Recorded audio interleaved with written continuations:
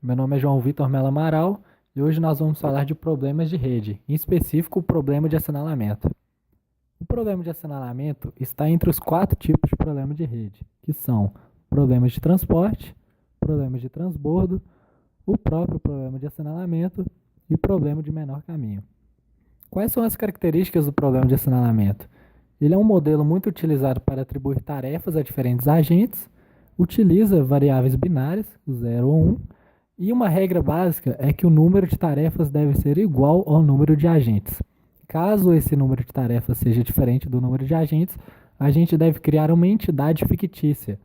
Se o seu objetivo é maximizar o valor de Z, o seu objetivo é maximizar, você deve colocar o peso dessa entidade fictícia muito baixo. Se o seu objetivo é minimizar o valor de Z, o peso dessa entidade fictícia deve ser mais alto. A gente faz isso para que ela não seja recomendada na solução.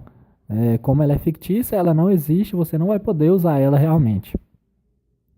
Quais são os passos para resolver um problema de rede? O primeiro é criar um grafo ou uma tabela do problema. O segundo, atribuir peso a esses arcos. O terceiro, construir as variáveis de decisão que estão relacionadas com as tarefas e com os agentes. O quarto passo é construir um modelo matemático que se baseia nesse modelo aqui em vermelho, que a função objetivo contém todas as tarefas e todos os agentes correlacionados um com o outro. E nas restrições a gente vai ter uma restrição para cada tarefa e uma restrição para cada agente. E todas essas restrições são igualadas a 1. Após construir um modelo matemático, é só resolver via programação linear. O primeiro exemplo diz que a empresa JK está oferecendo 2 vagas para estagiários, uma vaga para a área 1 e outra para a área 2. Para avaliar o desempenho dos candidatos nas duas áreas, estão aplicando uma prova de conhecimentos gerais. O candidato 1 fez 100 pontos na área 1 e 50 pontos na área 2, enquanto o candidato 2 fez 50 pontos na área 1 e 100 pontos na área 2. Aqui o objetivo desse exemplo é determinar qual candidato vai ficar com qual área.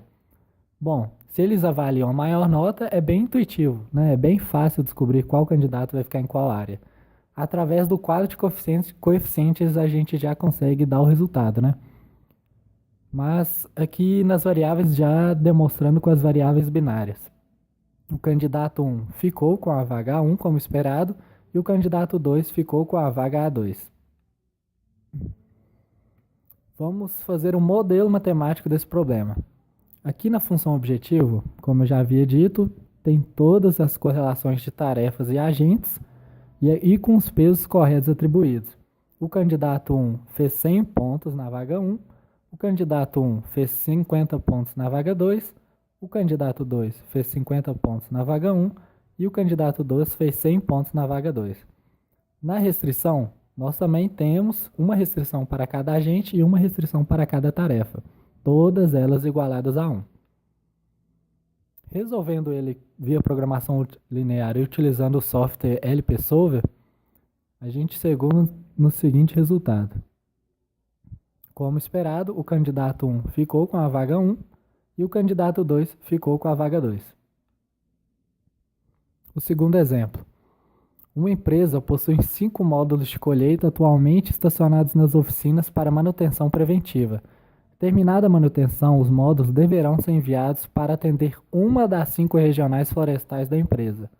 O assinalamento deve ser feito de modo a minimizar a distância total do deslocamento. Aqui tem 2 coisas importantes nesse enunciado. Uma, que é bem descarada, é que o assinalamento deve ser feito de modo a minimizar a distância. E outra é que os módulos de colheita devem atender a uma das 5 regionais florestais da empresa. Esse aqui é o quadro de variáveis com cada peso. Não é como o primeiro exemplo que a gente consegue determinar qual módulo vai para cada regional de forma fácil. Então aqui já vamos direto para o modelo matemático no LP Solver. Na função objetivo, a gente coloca que a gente quer minimizar, ao contrário do primeiro exemplo, e cada peso correlacionado com a relação da tarefa e agente. Após montar a função objetivo, nós vamos ter uma restrição para cada tarefa e uma restrição para cada agente. Lembrando que todas são igualadas a 1. O resultado é que a menor distância possível vai ser de 98, se isso fosse em quilômetros, por exemplo, seria de 98 quilômetros, e que o módulo destinado às